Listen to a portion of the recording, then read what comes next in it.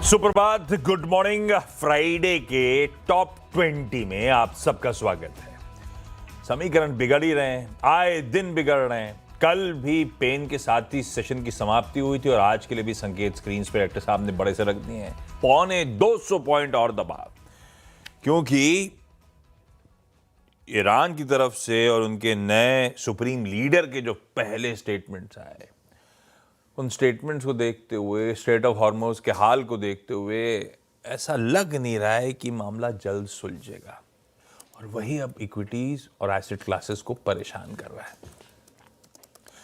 दिक्कत भरी शुरुआत की तैयारी कर लीजिए भाई साहब। टीम कैसी बनाई?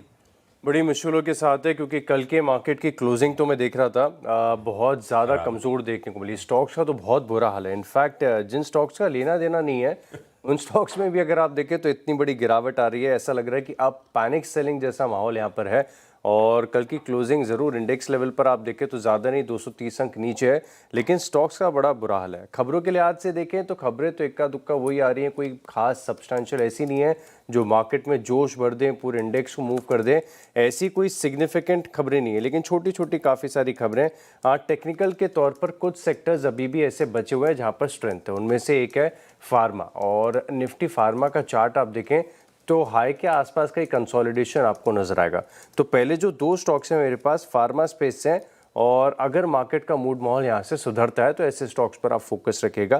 पहला स्टॉक है मेरी लिस्ट में इप्का लैब्स, यहाँ पर आप रखिए खास नज़र। और इस स्टॉक में आप देखें तो ब्रेकआउट के संकेत यहाँ पर देखने को मिल रहे हैं। खास बात है कि जो कमज़ोर मार्केट में जो सेक्टर्स और स्टॉक्स आपको स्ट्रेंथ दिखा रहे हैं, इन्हें इग्नोर नहीं करना चाहिए। अब इसके डेली चार्ट्स पर आप देखें तो लगातार अक्यूमुलेशंस यहाँ पर आपको नजर आएंगे, और वीकली चार्ट्स पर भी देखें तो ब्रेकआउट यहाँ पर हो चुका है। तो ऐसा लग रहा है कि अगर आज की क्लोजिंग, इनफैक्ट आज फ्राइडे है, तो वीकली कैंडल आपकी पूरी हो जाएगी।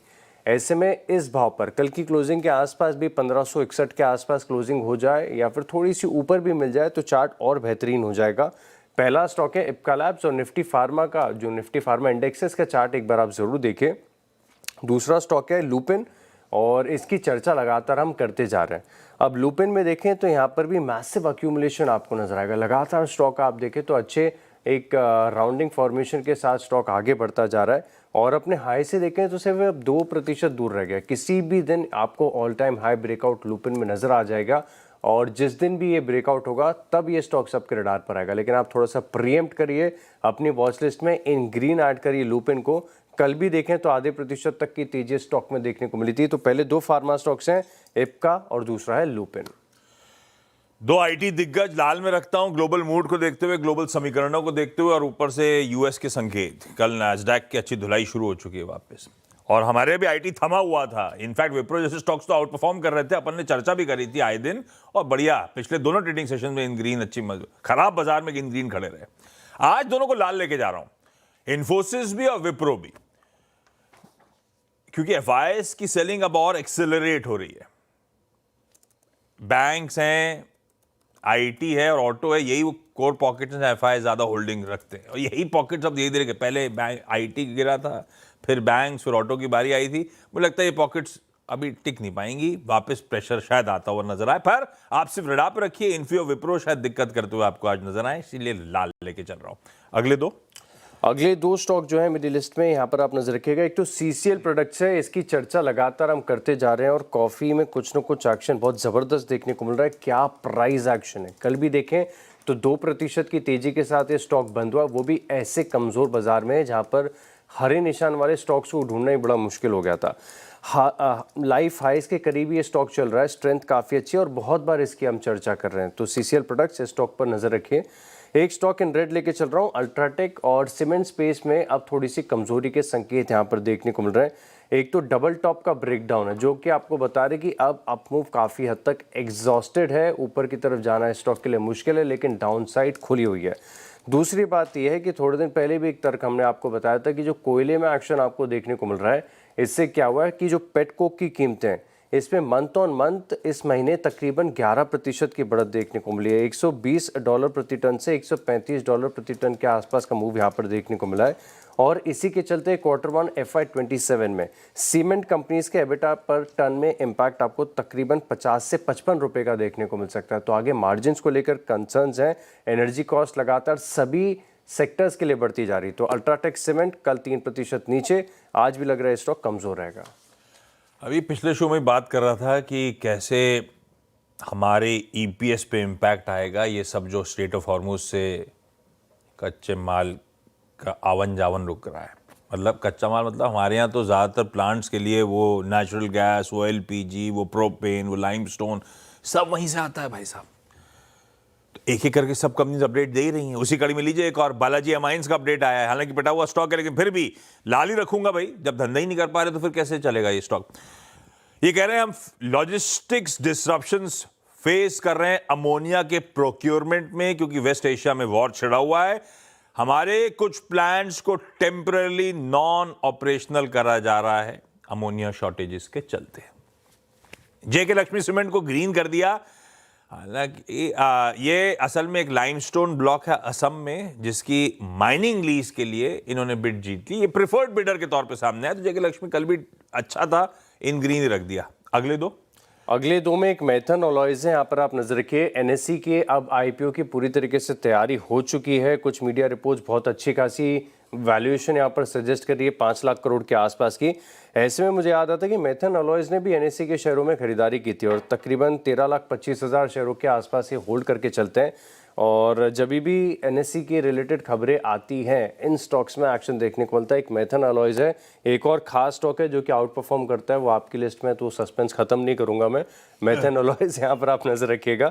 दूसरा स्टॉक है क्वालिटी वॉल्स। देखिए गर्मी तो बड़ी भयंकर है, मतलब मैं तो 2 दिन छुट्टी पे था, थोड़ा सा घर के बाहर निकला, देखा आप ऑफिस में तो रियलाइज नहीं करते। हाँ एग्जैक्टली, इतनी ज्यादा है, उसमें बाहर निकल जाओ तो ह्यूमिडिटी गजब हो रही है। आप मार्च के मिड में नहीं पहुंचे, मुंबई का ये हाल है। हाँ बिल्कुल।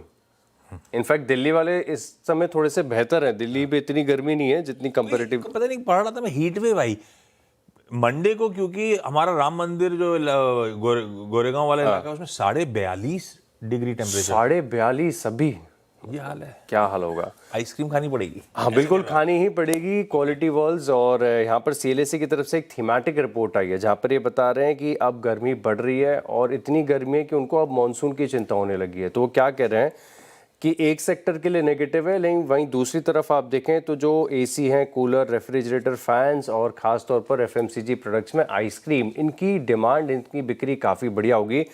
ये करेक्टेड स्टॉक है, इसके नतीजे भी हाल ही में आ चुके हैं और सस्ता सा स्टॉक है। तो क्वालिटी वॉल्स स्टॉक को रखा है इन ग्रीन।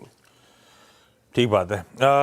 अभी तक क्या वो अब लेकिन डिमर्ज हुआ है बिजनेस, अब धीरे धीरे फोकस करेंगे प्योर एक एंटिटी पे, जो आइसक्रीम के धंधे में। तो शायद क्योंकि पिछली बार के रिजल्ट्स तो खराब थे, कमेंट्री अच्छी थी, ये कहते हुए कि हम अब धीरे धीरे डिस्ट्रीब्यूशन नेटवर्क और रीच बढ़ा रहे हैं, स्टेप्स उठा रहे हैं। देखते हैं अब नंबर्स पे, लेकिन हाँ गर्मी बहुत आने वाली है।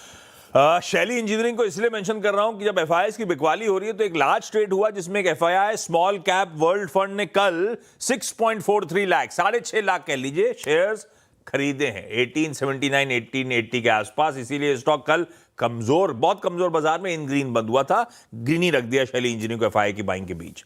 और एक 1 लाख सर्विसेज को ग्रीन रख रहा हूं। कंपनी अच्छी है, खूब डोल आउट करती है आजकल, अलग अलग फॉर्म्स में, डिविडेंड और ये सब कॉर्पोरेट एक्शंस के थ्रू कह लीजिए। आज ये एडजस्टमेंट प्ले आउट होना है जो इन्होंने बोनस इशुएंस की बात करी थी, 1 for 1 था, तो आज टेक्निकली ये स्टॉक आधा होकर कामकाज करना चाहिए। मुझे लगता है इन ग्रीन ही रखते हैं। और खैर वो खबर भी बतानी थी आपको, इसीलिए तो 1 लाख में एडजस्टमेंट देखने को मिलेगा आपको। इन ग्रीन लेके जा रहा हूं। 6 स्टॉक्स पूरे, छोटा सा ब्रेक, उस पर जब लौट के आएंगे तो अगले 4 पे बातचीत। और अब तब मेरे भी एनएससी के रब ऑफ के बाद आपका स्वागत है और अगले 4 स्टॉक्स की बात कर लेते हैं। अगला स्टॉक है मेरी लिस्ट में और हम सीएलएसए की जो थीमेटिक रिपोर्ट आई थी इसकी चर्चा कर रहे थे। और आइसक्रीम खूब बिकेगी गर्मियों के कारण, लेकिन इस रिपोर्ट में अगर आप देखें तो बताया जा रहा है कि अब मॉनसून को लेकर चिंता हो रही है। जिस प्रकार से गर्मी यहाँ पर देखने को मिल रही है तो बता रहे कि रिस्क यहाँ पर देखने को मिल सकता है रूरल इनकम्स पर, इन्फ्लेशन पर, और साथ में आप देखें तो मॉनसून को लेकर जो चिंता है, एस्कॉर्ट्स पर इसका इम्पैक्ट यहाँ पर देखने को मिलेगा। ट्रैक्टर बिक्री को लेकर ये थोड़े से चिंतित नजर आ रहे हैं। कल कभी देखें तो ये स्टॉक तकरीबन 5% नीचे बंद हुआ था। तो एस्कॉर्ट्स इस स्टॉक को इन रेड लेके चलूंगा।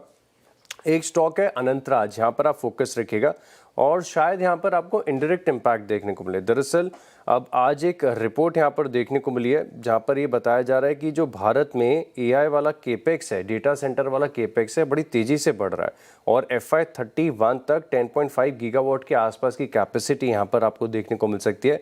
अच्छा, इस रिपोर्ट में जो 2 स्टॉक्स हाईलाइट किए गए हैं, एक तो लोढ़ा डेवलपर्स है और दूसरा माइंडस्पेस है, लेकिन इन दोनों को छोड़कर मैं अनंतराज के साथ जाना चाहूँगा कि थोड़ा सा हाई बीटा है, खबरों पर बड़ा रिएक्शन यहाँ पर देखने को मिलता है, लेकिन बाजार कमज़ोर है, तो इस चीज़ को भी आप ध्यान में रखिएगा। और ये बता रहे कि अच्छी ग्रोथ यहाँ पर देखने को मिल सकती है। इनफैक्ट उन्होंने क्वान्टिफाई करके ये भी बताया कि लोढ़ा और माइंडस्पेस यहाँ पर सिर्फ डेटा सेंटर के एक्सपेंशन के चलते इनकी अर्निंग्स में 20% का इजाफा यहाँ पर देखने को मिल सकता है, तो सिग्निफिकेंट इम्पैक्ट है।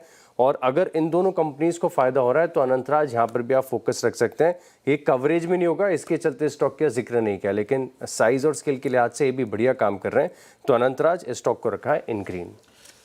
कल खबरों की कमी थी, या तो जैसे मैंने इन्फोसिस विप्रो मेंशन करा वैसी टीम बना देता, पर फिर वो बेमाइनस हो जाता क्योंकि अलग अलग डेवलपमेंट्स बताने थे। एनएससी के आईपीओ की आशीष ने बात छेड़ी तो उस कड़ी पे ही मैंने बहुत कुछ बना दिया। बीएससी लिमिटेड पहले अपडेट ये है कि एनएससी ने अब वो बॉल रोल होना शुरू हो चुकी है। अच्छी बात ये, कब से इंतजार था इस मेगा आईपीओ का।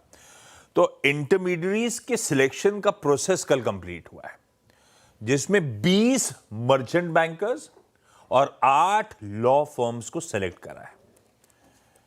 एनएससी मेरे ख्याल से जब शुरुआत हुई थी 94 में, ये शुरुआती इलेक्ट्रॉनिक एक्सचेंज के तौर पे हुई थी। इसी ने सबको उस तरफ लेके गई, कन्वीनियंस लेकर आई थी, और आज खड़ी ऐसी है कि दुनिया की सबसे बड़ी डेरिवेटिव एक्सचेंज है और तीसरी सबसे बड़ी इक्विटी सेगमेंट में नंबर ऑफ ट्रेड्स के लिहाज से। ये है जायंट जिसकी लिस्टिंग की तैयारी आप कर रहे हो।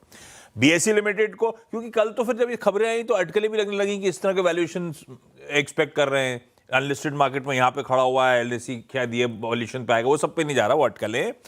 लेकिन हाँ, बीएससी इन सब के बीच में एक तो पीयर है, पीयर रब ऑफ है, और इन ऑल लाइकलीहुड एनएससी की लिस्टिंग इसी पे हो रही होगी। तो मैसिव वॉल्यूम्स, लिस्टिंग फीस वगैरह बीएससी लिमिटेड के पास भी जानी है, ये भी समझिए। पर पीयर रब ऑफ ज़्यादा इंपॉर्टेंट है। One of the largest ever IPO जब आने वाला है तो बीएससी लिमिटेड ग्रीन। एसबीआई क्योंकि मजबूत था, मैंने एनएससी आईपीओ का बहाना ले लिया। है मजबूत ये स्टॉक, सरकारी बैंक्स मजबूत हैं, ये सिग्निफिकेंट डायरेक्ट स्टेक ओन करता है, अप्रोक्सीमेटली 3-3.25% का। और ध्यान रखिएगा, इसकी सब्सिडरी एसबीआई कैपिटल मार्केट्स भी 4-4.5% स्टेक ओन करती है, तो एडिशनल इनडायरेक्ट स्टेक भी है, अच्छा खासा स्टेक है। एलआईसी का भी बहुत तगड़ा चंक है उसमें, लेकिन एलआईसी के स्टॉक को मैं मेंशन नहीं कर रहा यहां पे, लेकिन रेडार पे रखिए उस तरह के स्टॉक्स। अभी सिर्फ बीएससी और एसबीआई एनएससी आईपीओ से जुड़े हुए। अगला कौन सा? अगले स्टॉक है मेरी लिस्ट में, नजर रखिएगा आप। ट्रेंड पर लगातार गोते खा रहा है, सिर्फ और सिर्फ नोज डाइव कर रहा है। गिरावट यहाँ पर बड़ी भयंकर देखने को मिल रही है और स्टॉक में no signs of recovery. In fact market खराब होता है तो ये स्टॉक गिरता है, मार्केट अगर अच्छा होता है तो स्टॉक बढ़ता नहीं है। तो ये इनहेरेंट वीकनेस यहाँ पर काफ़ी हावी हो रही है और लगातार नए निचले स्तरों को छूता जा रहा है स्टॉक। कल के सत्र में भी देखें तो 2.5 से 3% की गिरावट के साथ ये स्टॉक बंद हुआ और क्या बजिंग स्टोरी थी। बहुत लोग, बहुत निवेशक स्टॉक में अंदर अटके हुए हैं, तो इसमें बॉटम ढूंढना तो बहुत ही मुश्किल है। अभी तक चार्ट्स पर कोई भी रिवर्सल, रिवाइवल के संकेत यहाँ पर देखने को मिल रहे हैं, सिर्फ और सिर्फ गिरावट ही है। इसी के चलते अगर आज मार्केट कमज़ोर होता है, फिर से अगर आप देखें तो सेकेंड हाफ में बिकवाली हावी होती है, तो ट्रेंड जैसे स्टॉक्स पर आप फोकस कर सकते हैं। बर्जर पेंट्स यहाँ पर भी आप नजर रखिएगा। क्रूड लगातार टिका हुआ है, ब्रेंट क्रूड आप देखें तो तकरीबन $100 के आसपास चल रहा है और इसका चार्ट बड़ा कमज़ोर हो गया है। 2% की गिरावट के साथ यहाँ पर कल क्लोजिंग देखने को मिली। तो लगातार हम चर्चा कर रहे हैं, अब तो सबको ही पता चल गया है कि क्रूड का रिलेटेड क्या इम्पैक्ट है, कौन से सेक्टर्स और स्टॉक्स के लिए फ़ायदा है, किसके लिए नेगेटिव है, तो बार बार रिपीट नहीं करूँगा। लेकिन बर्जर पेंट्स यहाँ पर एक इम्पैक्ट देखने को मिलेगा। इस स्टॉक को रखा है इन रेड। दो क्विकली और, आईएफसीआई जो मैं कहता हूं प्रॉक्सी प्ले है भाई एनएससी के आईपीओ का, क्योंकि एक लेयर्ड ओनरशिप है उस एक्सचेंज की। IFCI controlling stake Stock Holding Corporation of India में रखता है 50 to 53% का, और यही स्टॉक होल्डिंग कॉर्पोरेशन NSE के 4.4% स्टेक एक्वायर करके बैठा हुआ है। तो IFCI इन इफेक्ट कह लीजिए 2.25% होल्डिंग रखता है सीधे सीधे NSE की। ग्रीन रख दिया। वैसे IDBI भी है, लेकिन वो काफी पेयर ऑफ कर चुका है ऑफ लेट अपनी होल्डिंग्स। कल्पतरू अगला लास्ट में रख देता हूं, क्योंकि इन्होंने अपडेट दिया कि मुंबई का एक अंधेरी वेस्ट करके एक अच्छा प्रोमिनेंट इलाका है, उसमें एक रीडेवलपमेंट प्रोजेक्ट कल्पतरू लिमिटेड को मिला है। 1400 करोड़ रुपए का GDV पोटेंशियल है, ग्रॉस डेवलपमेंट वैल्यू का, इसीलिए ग्रीन कर दिया। पर रियल एस्टेट अपने आप में बहुत वीक चल रहा है, ध्यान रखिएगा। ब्रेक ले रहा हूं, उस पार लौट के आएंगे तो इन टीम्स का एक रैप अप प्रेजेंट करेंगे। ब्रेक के बाद आपका स्वागत है और अब 20 स्टॉक्स का रिकैप देखते हैं। शुरुआत मैंने 2 फार्मा स्टॉक्स के साथ की, इप्का लैब्स और लुपिन। यहाँ पर आप रखिएगा खास फोकस। CCL प्रोडक्ट्स लगातार इस स्टॉक में तेजी देखने को मिल रही है। अल्ट्राटेक का चार्ट हो रहा है कमजोर। इसके अलावा मैथन अलॉयज यहाँ पर रखिएगा फोकस, और गर्मी लगातार बढ़ रही है, इसके चलते क्वालिटी वॉल्स पर रखें नजर। एस्कॉच कुबोटा में हुआ है एक ब्रेकडाउन, अनंतराज पर रखें नजर। ट्रेंट और बर्जर पेंट्स, इन दोनों स्टॉक्स को भी लिस्ट में शामिल करें। डन है। इसके अलावा 10 और जोड़ दीजिए, बस सिर्फ नजर पे रखिएगा होमवर्क करने के तौर पे। इन्फी, विप्रो और बालाजी अमाइंस लाल में थे, नीचे सब हरे में है और मार्केट्स की हालत खराब है। JK लक्ष्मी, शैली इंजीनियरिंग, E-क्लार्क्स, BSE, SBI, IFCI और कल्पतरू को इन ग्रीन करा था, अलग अलग रीजंस के चलते।